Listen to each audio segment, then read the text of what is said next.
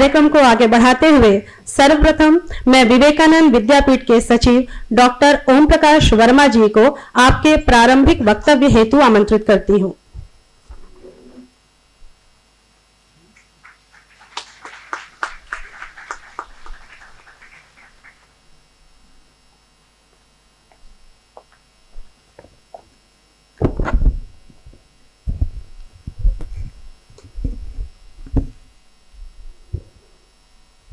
आज के कार्यक्रम के माननीय मुख्य अतिथि प्रोफेसर एडीएन वाजपेयी जी,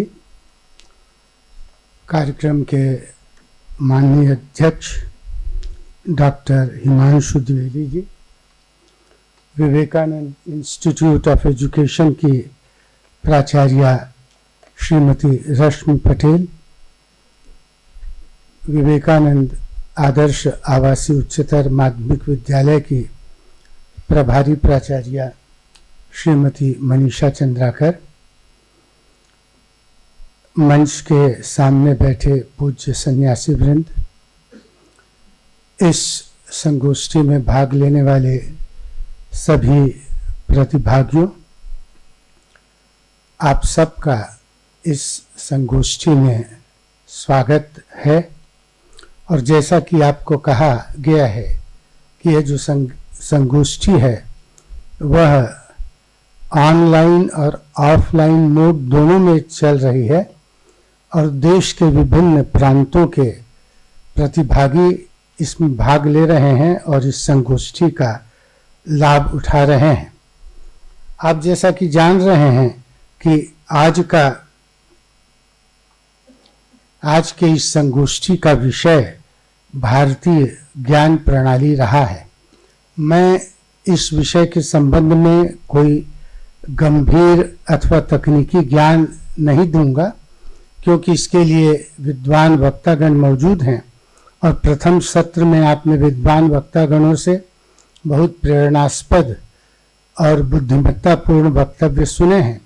मैं अत्यंत सामान्य सी बात इस संगोष्ठी के संबंध में, आप लोगों के संबंध में और संगोष्ठी के विषय के संबंध में आप लोगों से मैं कहना चाहूँगा। देखिए, बड़ी महिमा गाई गई है भारत की। देवता भी इस भूमि में जन्म लेने के लिए तरसते हैं। विष्णु पुराण में कहा गया है, गायन्ति देवा सर किल गीतकानि सर्वधन्यास्तु ते भारत भूमि भागे स्वर्गाप वर्गास्पद हेतु भूते भवन्ति भूयः पुरुषः सुरत्वात्। देवतागण भी इस भारत भूमि में जन्म लेने के लिए तरसते हैं,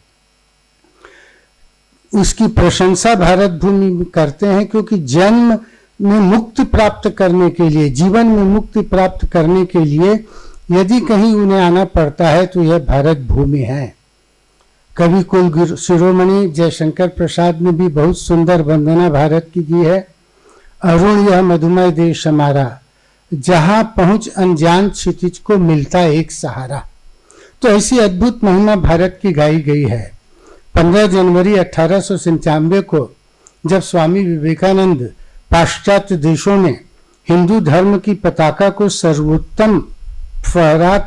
सर्वोत्कृष्ट फहराकर जब पानी के जहाज से तीसरे प्रहर में भारत भूमि कोलंबो में पहुंचे, उस समय कोलंबो भारत में था, भारत भूमि जब कोलंबो में पहुंचे तो उस समय उनका हृदय देशभक्ति की भावों से आपूरित हो रहा था। अपने वक्तव्य में वे भाव विह्वल हो रहे थे। अपने देश की महिमा का स्मरण करते हुए वे भाव विह्वल हो रहे थे।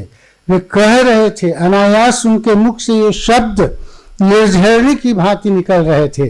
वे कह रहे थे कि यदि पृथ्वी पर ऐसा कोई स्थान है जिसे हम पुण्य भूमि कर सकें, यदि कोई ऐसा स्थान है जहां लोगों को अपने कर्म फल भोग करने के लिए आना पड़े, यदि कोई ऐसा स्थान है जहां लोगों को ईश्वर प्राप्ति करने के लिए आना पड़े, यदि कोई ऐसा स्थान है जहां के लोगों में सर्वाधिक मात्रा में प्रेम, दया, करुणा, क्षमा, धृति आदि सद्गुणों का विकास हुआ है, और यदि कोई ऐसा देश है जहां सर्वोत्तम आध्यात्मिकता और आत्मसंधान का विकास हुआ है, तो वह जो देश है वह भारत देश है। तो ऐसी भारत की महिमा है।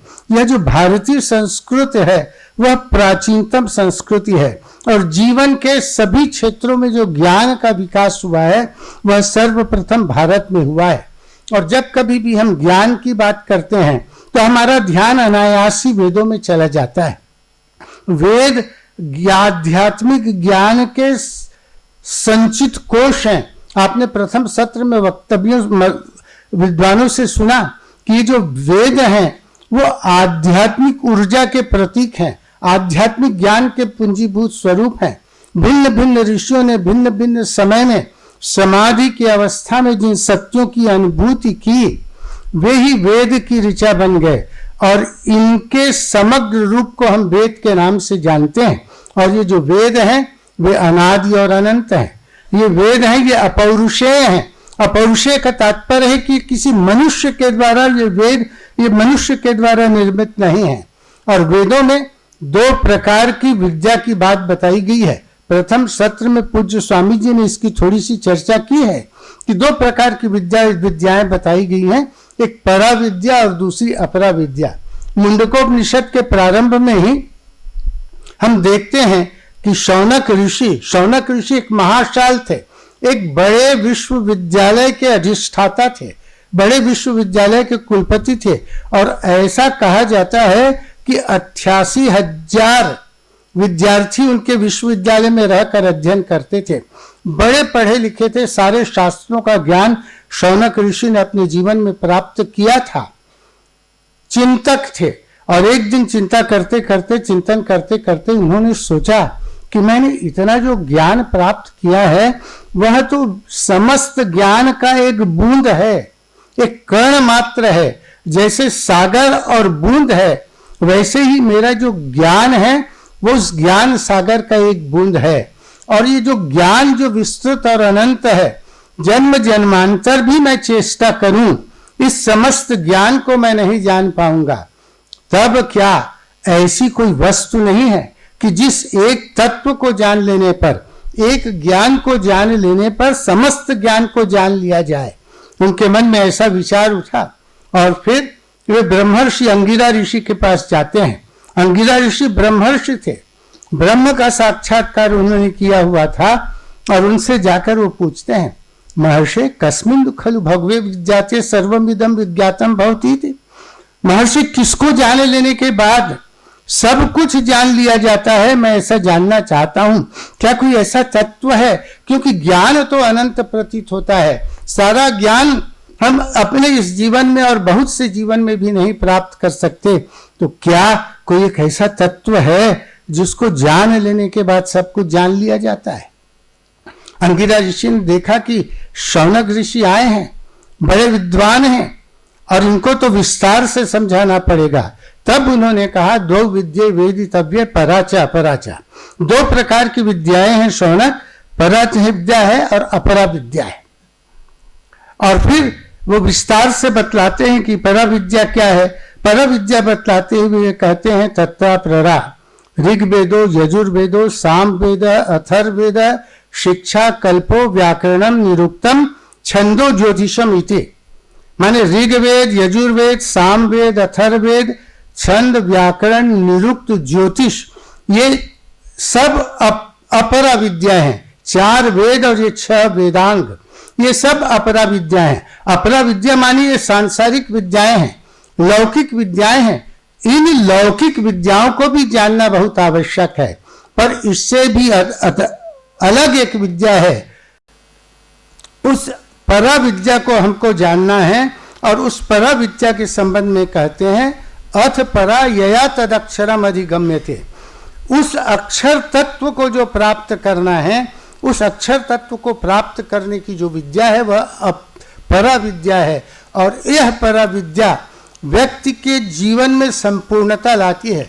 सारे ज्ञान का प्रयोजन, भारत में जितने भी क्षेत्रों में जो ज्ञान प्रादुर्भूत हुए हैं उन सब का ज्ञान का प्रयोजन है कि जीवन में इस परा विद्या को प्राप्त करना, इस आत्म तत्व को प्राप्त करना। और यही जो आत्म तत्व है वह भारतीय ज्ञान प्रणाली का प्राण है, क्योंकि सभी का मूल यही है। और इसी आत्म तत्व को जान लेने पर सब कुछ जान लिया जाता है।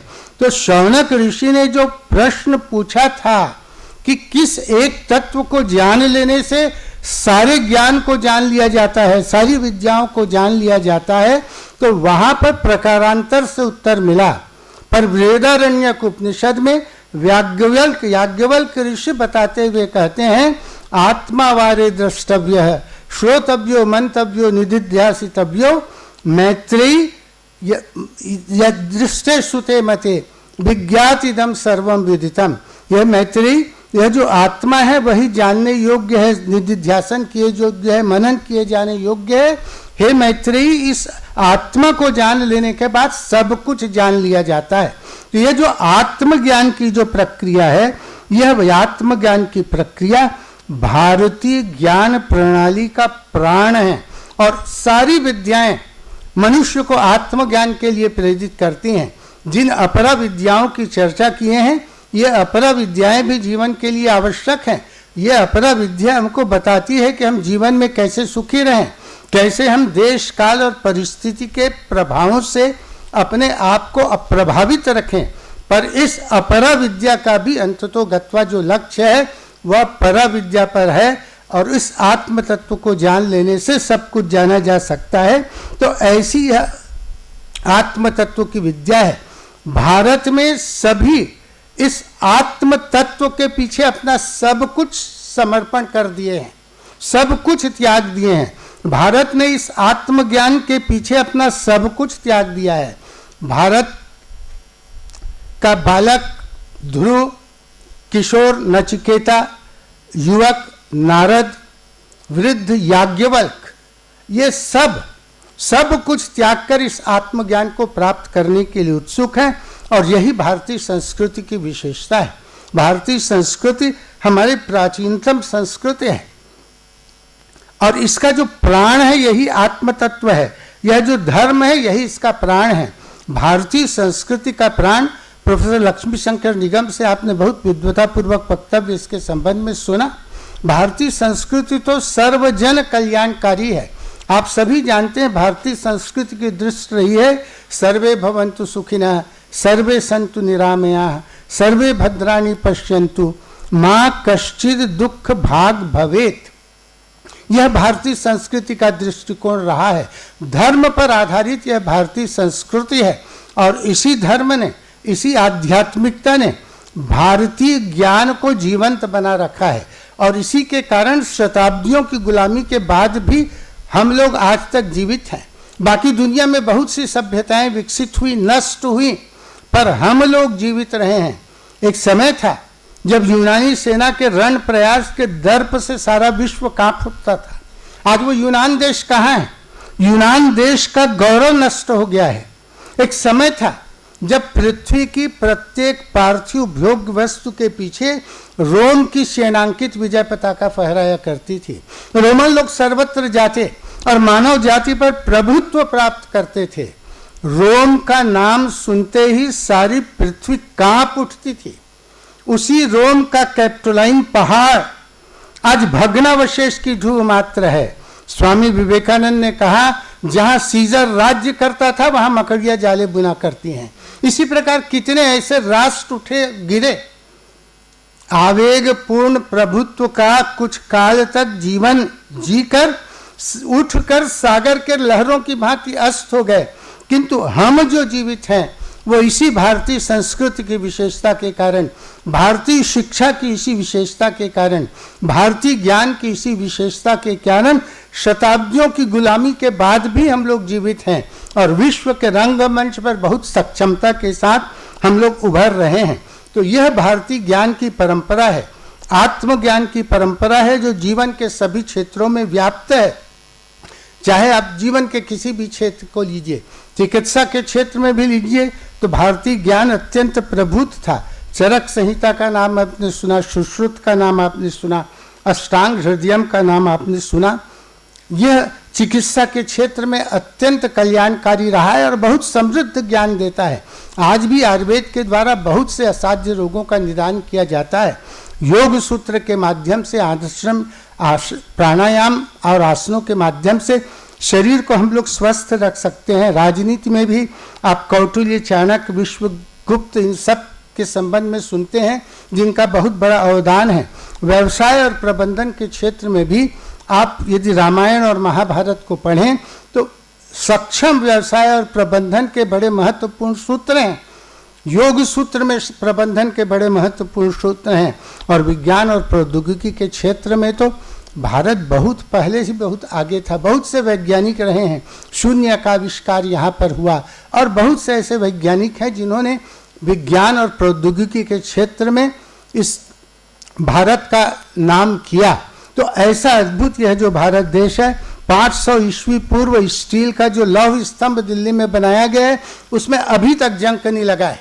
तो ऐसा विज्ञान और क्षेत्र के में, प्रौद्योगिकी के क्षेत्र में भारत अग्रणी था। तो ऐसे इन विविध विषयों पर आपने कुछ विषयों पर अभी चर्चा सुनी है प्रथम सत्र में, और आगे के सत्र में कुछ विषयों पर विद्वत व्यक्ति अपने विचार रखेंगे। आप सब यहाँ पर आए हैं, मैं आप सब का स्वागत और अभिनंदन करता हूँ। धन्यवाद, आप सबको धन्यवाद।